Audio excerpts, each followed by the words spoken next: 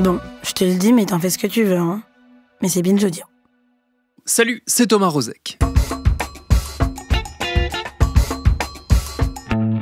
Il ne vous aura pas échappé, si vous suivez ce podcast régulièrement, que j'appartiens à ce club très vaste et très complexe des parents, puisque je suis l'heureux géniteur de 2 charmants bambins. Et je ferai preuve d'une hypocrisie des plus détestables si je vous faisais croire, surtout si vous n'en avez pas vous-même, qu'avoir des enfants n'est qu'une longue glissade ensoleillée sur un toboggan d'amour et de fun absolu. Non.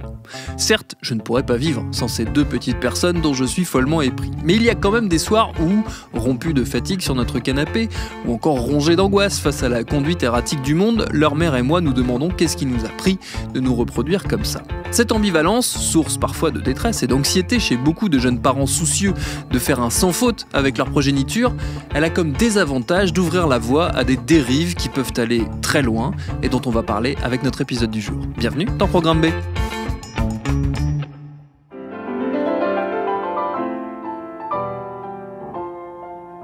Ces chemins où s'égarent certains jeunes parents, ils portent plusieurs noms. On peut les rassembler sous un terme générique qui pour l'instant sera éducation bienveillante. It's a beautiful day in this neighborhood, a beautiful day for a neighbor. Would you be mine?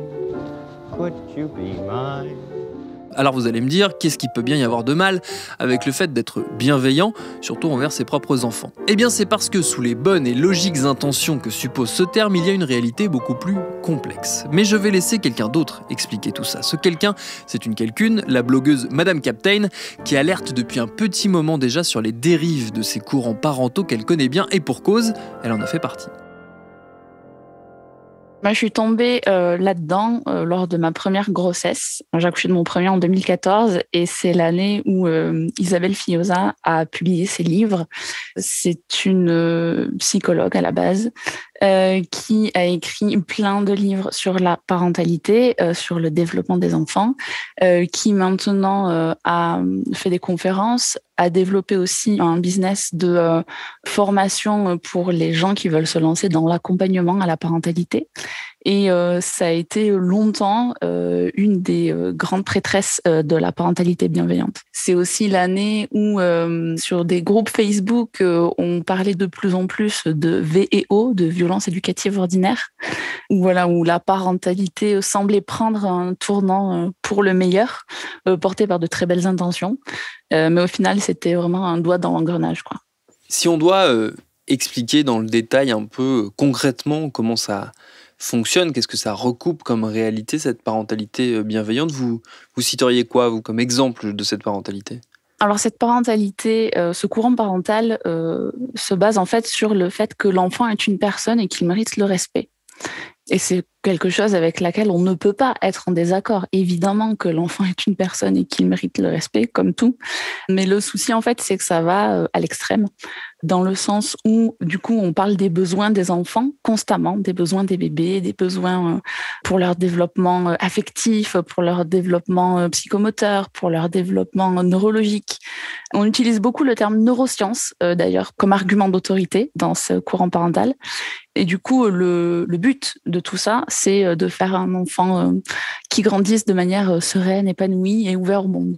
Ça passe par quel type de comportement en tant que parent ? Alors, ça commence à être débunké, mais pendant de longues années, il y a eu le fameux « il ne faut pas dire non ». Un enfant n'est pas apte à comprendre la négation, il faut utiliser « stop ». Au lieu de dire « ne cours pas », il faut dire « marche ». Il faut utiliser des formulations positives parce que l'enfant, soi-disant, ne comprendrait pas la formulation négative.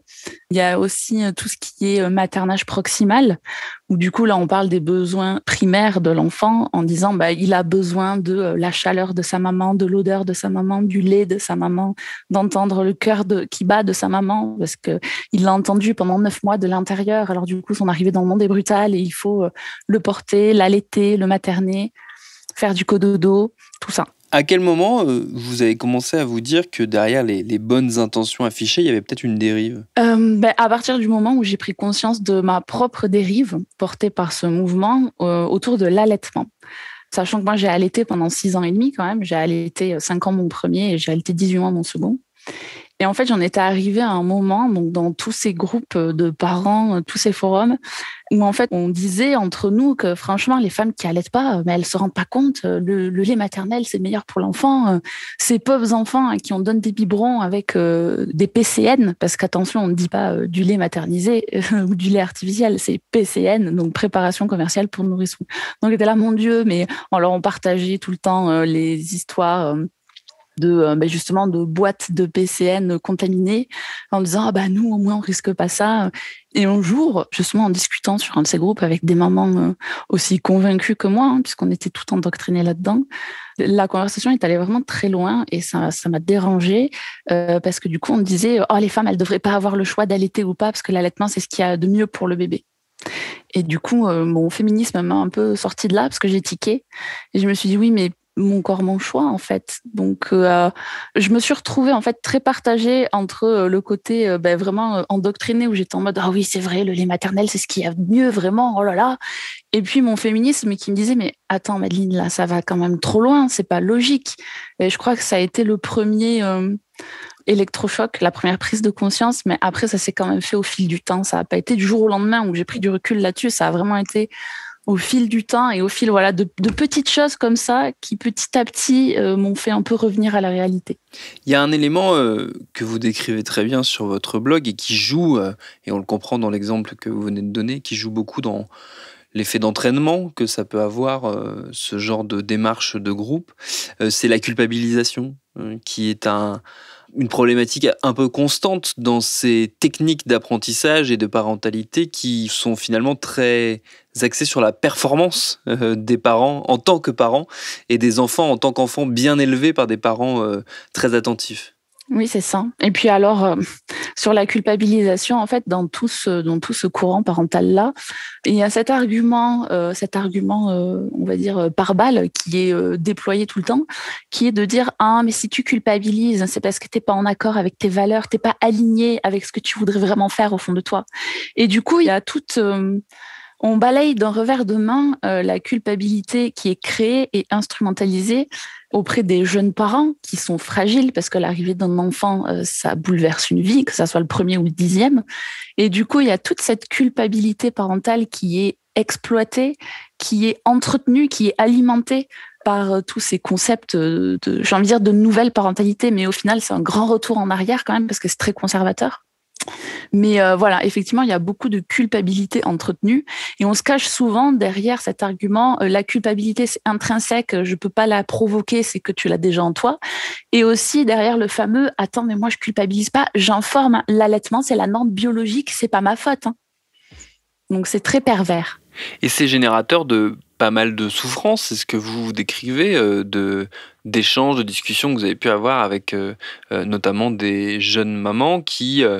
n'arrivant pas à atteindre ces objectifs un peu irréalistes de parentalité parfaite, en faisaient des dépressions ou des passages très très noirs.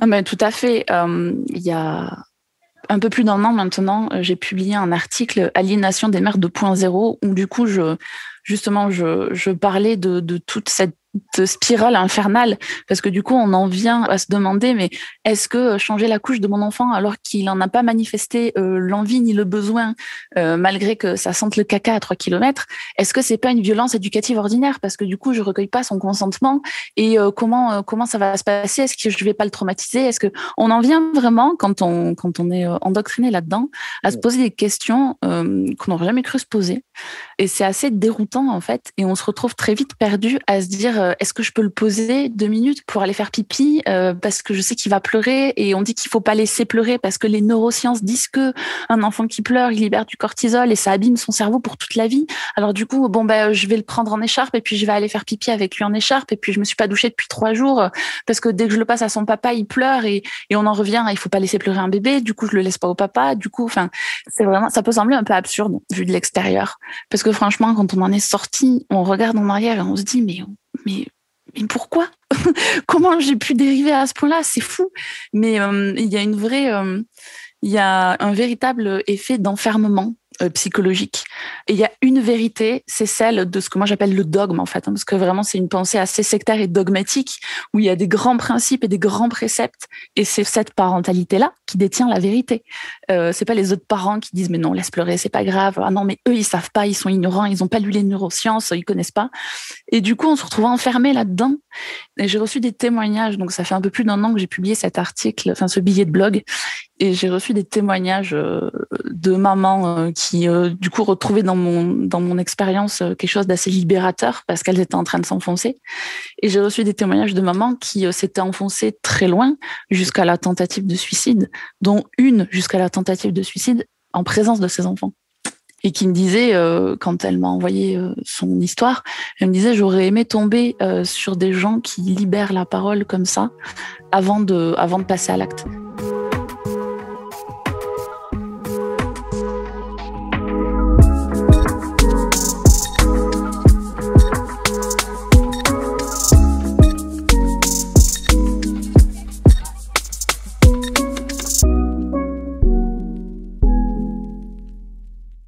Cette détresse et cet enfermement, cette sensation d'enfermement, elle est alimentée, et ça aussi vous le décrivez, par le fonctionnement en communauté, notamment sur le web. C'est-à-dire que ça se passe sur des forums, ça se passe sur des blogs, et aussi pas mal sur les réseaux sociaux, notamment sur Instagram. Je crois que c'est celui parmi les réseaux sociaux grand public qui joue le rôle le plus important en termes de propagande, ou en tout cas d'animation de communauté de ce point de vue-là. Non, mais propagande, c'est un bon terme.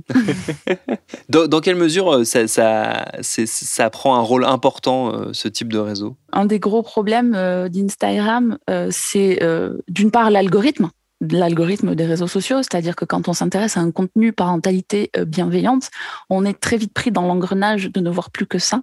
Et puis parfois, la porte d'entrée, ça va être l'allaitement, ça va être les signes avec bébé, ça va être du yoga pour enfants. Les portes d'entrée sont multiples. Et du coup, une fois qu'on est pris au piège dans l'algorithme, on commence à tourner toujours un peu sur les mêmes comptes, à tomber sur les mêmes comptes. Il y a des comptes, c'est juste des mamans qui partagent leur expérience parce que elles galèrent en fait. Les mamans, de toute façon, on galère tous quand on est parents. Mais du coup, il y a une espèce de glorification du cheminement dur dans la maternité. Une espèce de glorification du sacrifice maternel. Je sais que je fais au mieux pour mon enfant, mais j'en souffre énormément, mais je sais que c'est mieux pour lui, mais parfois c'est dur pour moi. Et donc là, bien sûr, évidemment, personne ne dira jamais à la maman, l'âge du lest, pense à toi. Ce sera toujours, ah oui, c'est bien, tiens le coup, si tu as besoin de crier un coup, va t'enfermer dans la salle de bain et puis tu verras, ça ira mieux. Enfin voilà, et on voit des choses assez hallucinantes en fait qui vont dans le sens du sacrifice maternel. Et à ces mamans qui partagent juste leur expérience de cette parentalité qui est idéalisée en fait, parce que c'est pas du tout. Ah, oh mon cœur, qu'est-ce que tu veux? On fait ça? Oui. Je pense qu'on va être interrompu souvent, pardon. C'est pas grave, il n'y a aucun problème. Donc je disais, oui, en plus de ces mamans sur les réseaux sociaux dont le sacrifice maternel est glorifié, du coup, il y a des comptes qui présentent une parentalité vitrine parce que ce sont des comptes vendeurs. Ils ont quelque chose à vendre. Que ça soit un coaching parental, que ça soit quelque chose qui a à voir de près ou de loin avec la parentalité. Par exemple, la langue des signes pour bébé, par exemple des écharpes de portage, par exemple des comptines pour enfants, des trucs tout simples. Hein. Mais du coup, c'est des comptes vendeurs qui vont surfer sur les courants parentaux qui occupent les hashtags sur les réseaux sociaux.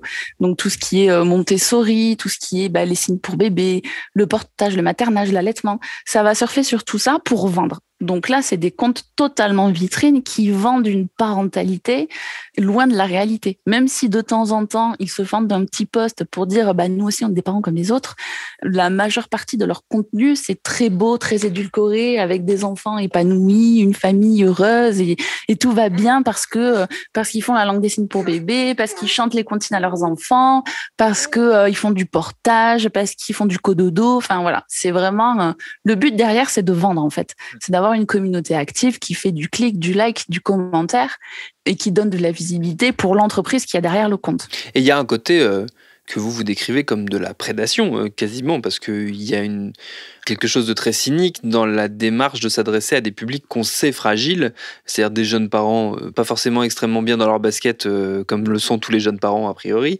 des mamans qui peuvent être en dépression postpartum, etc., etc. Ils savent qu'ils s'adressent à un public fragile et donc qu'il y a un marché à prendre. Ah, mais complètement. Oui, il y a des comptes, mais là, on est encore au-dessus de la parentalité vitrine. Effectivement, il y a des comptes, ce que moi j'appelle prédateurs, mais c'est ceux qui vendent des formations parentalité. Alors, ça va de 47 € à 3 000 €. Mais du coup, voilà, c'est des gens qui instrumentalisent l'information qu'on peut avoir sur la parentalité, qui aiment beaucoup utiliser d'ailleurs les neurosciences et qui, du coup, eux, c'est carrément, enfin, à mes yeux, c'est de l'abus de faiblesse parce que ce sont des gens qui instrumentalisent la culpabilité parentale, la nourrissent et du coup l'exploitent à fond en créant une communauté. Mais il y en a, ils ont des dizaines de milliers d'abonnés et ils ont vendu des petites formations qui ont enchaîné des plus grandes formations. Des fois, ils font un peu de contenu gratuit, notamment sur le sommeil des enfants, parce que le sommeil, c'est le nerf de la guerre quand on est parent. Et mais du coup, voilà, la formation gratuite, elle apporte pas grand-chose, mais juste elle tease que derrière eux, ils ont des vraies solutions. Et du coup, on a suivi les 7 jours de formation. Du coup, on va enchaîner, on va prendre la grosse formation derrière, celle qui est payante. Donc c'est un vrai commerce basé sur l'abus de faiblesse en fait. Vous avez rassemblé ce dogme sous un acronyme, j'aimerais bien qu'on en dise un mot, c'est BPR, bienveillante, respectueuse, positive. En fait, quand j'ai commencé à parler de mon expérience au sein de cette dérive parentale, j'ai vu plein d'influenceuses sur les réseaux sociaux, d'influenceuses parentalité, ne pas se sentir concernées, se dédouaner, voire même reprendre mes propos alors qu'elles participaient elles-mêmes au problème. Et du coup, c'était extrêmement frustrant de se dire, mais attends, comment tu peux instrumentaliser mon propos alors que tu fais partie du problème ? Comme j'avais utilisé, je sais plus quel terme j'avais dû utiliser parentalité bienveillante, positive, et du coup tous les autres, ah non mais moi je suis la parentalité en conscience, la parentalité éclairée, la parentalité respectueuse. Enfin voilà, du coup c'était plein d'autres choses et tout le monde s'est mis à conchier le terme bienveillant. Alors que être un parent bienveillant, c'est bien. Ça veut dire veiller bien sur son enfant, littéralement. Donc voilà. Mais tout le monde s'est mis un peu à conchier le terme. Et de là est née une grande frustration chez moi de me dire, mais comment tu peux ne pas te sentir concerné alors que tu fais partie du problème ? Et du coup, c'est pour ça que j'ai commencé à utiliser l'acronyme BPR pour rassembler bienveillante, positive, respectueuse, mais aussi tout le reste, maternante, en conscience, éclairée. Enfin voilà, il y a encore des nouveaux termes qui émergent parce qu'évidemment, tout le monde veut se détacher de la vision dogmatique de ce courant parental, mais au moins BPR, l'acronyme est là pour rappeler que c'est pas une seule ligne directrice de cette parentalité, c'est vraiment tout un dogme qui englobe plusieurs courants. En fait, c'est ça. Il y a un dogme et il y a des courants à l'intérieur du dogme. Est-ce que tout ça, ça dénote peut-être, en plus de ces potentielles dérives, d'un besoin criant du côté des jeunes parents, et notamment des jeunes parents d'aujourd'hui, de déconstruire peut-être aussi? On a déconstruit beaucoup de choses dans nos sociétés ces dernières années, de déconstruire aussi la figure du parent, mais peut-être pour l'instant, ne trouve-t-on pas de chemin qui ne soit pas balisé par des dogmes, justement? Mais je pense qu'aussi, on est une génération qui parle beaucoup plus que les générations avant nous. Toutes les générations avant nous se sont cherchées en tant que parents et toutes les générations après nous se chercheront en tant que parents parce que être parent dans les années 50, c'est pas du tout la même chose qu'être parent en 2020. Enfin, c'est pas le même contexte, on n'a pas les mêmes dynamiques sociales, économiques, on n'a pas les mêmes questions en termes d'émancipation. Voilà, on n'a pas la même parole aussi. Enfin, bien sûr qu'on se cherche, mais en fait, on se cherche tous en tant que parents et les générations de parents après nous se chercheront aussi. Et pour creuser le sujet, je ne saurais que vous conseiller la lecture du blog de notre invité, c'est madamecaptain.com, rubrique parentalité évidemment. Merci à Madame Captain donc pour ses réponses. Programme B, c'est un podcast de Binge Audio préparé par Lauren Bess, réalisé par Mathieu Thévenon. Abonnez-vous sur votre appli de podcast préféré pour ne manquer aucun de nos épisodes, Facebook, Twitter, Instagram pour nous parler. Et à demain pour un nouvel épisode.